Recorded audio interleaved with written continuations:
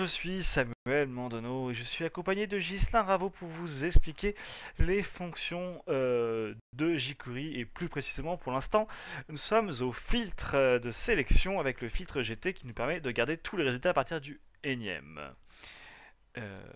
Bonjour Ghislain. Bonjour. Alors, j'ai fait un petit exemple où j'ai créé un tableau où j'ai mis tous les idées et j'ai créé une première fonction qui récupère donc tous les éléments du tableau. Et donc, le but étant de garder par exemple dans notre tableau enfin tout le tableau sauf les 4 premiers. Alors attention, c'est là où les choses vont se compliquer. Donc on va mettre GT et entre parenthèses on va pouvoir mettre un numéro. Et en fait le numéro qu'on veut mettre c'est le numéro enfin c'est le énième élément à partir mais on ne prendra pas cet énième là. On va commencer après ce énième numéro. Donc c'est à dire que là j'ai dit que je voulais récupérer à partir du 4. Donc je vais mettre 3 parce que du coup je vais donc qui va être le troisième donc c'est pas le troisième élément le 3 hein, c'est le numéro 3 dans un tableau d'indexation. Je rappelle que quand on compte en programmation on commence par 0 1 2 3 donc le 3 pour le quatrième élément du tableau c'est le numéro 3. On a bien vu d'ailleurs ici on a fait exprès de mettre les numéros en commençant par 0.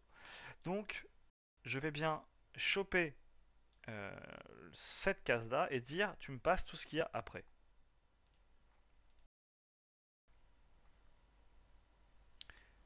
Voilà, donc je commence, du coup j'ai bien 4, 5, 6, 7, 8. Ok. Est-ce que j'ai été clair jusque là, Gislain? Ben, si je vais reprendre pour voir si on a bien compris. Ouais, Donc, en fait, quand on fait un tableau en jQuery, ça commence toujours par 0. tout à fait. Et en fait, on va mettre GT, entre parenthèses, le numéro du tableau jusqu'auquel on veut pas en fait faire la sélection. Tout à fait. Tout à fait. Et tout ce qui sera au-delà sera sélectionné. Tout à fait. Donc par exemple, on veut prendre le 4. Donc, à ce moment-là, on prend numéro. C'est ça. Couper. Alors, t'es en train On va de... mettre 3 après GT. Tout à fait, c'est ça. C'est ça? Tout à fait. Un petit exemple, hein, même là, donc j'ai sélectionné 5 éléments, donc du coup il me vient dans un tableau qui va de 0 à 4, parce qu'il y a 5 éléments. C'est toujours comme ça. Alors on parle de... C'est un peu ambigu parce qu'on parle de tableau et j'ai utilisé un tableau pour mon exemple, mais ça Oui. marche aussi hein, avec les inputs, c'est-à-dire que ça c'est le numéro 0, ça c'est le numéro 1, le numéro 2, le numéro 3, le numéro 4, le numéro 5, le numéro 6.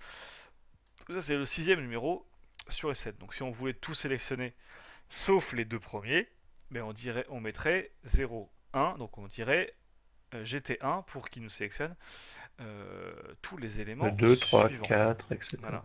Et comme souvent, on peut aussi partir de la fin. C'est-à-dire, je veux absolument sélectionner que les 3 derniers, et donc il va falloir du coup mettre moins 4.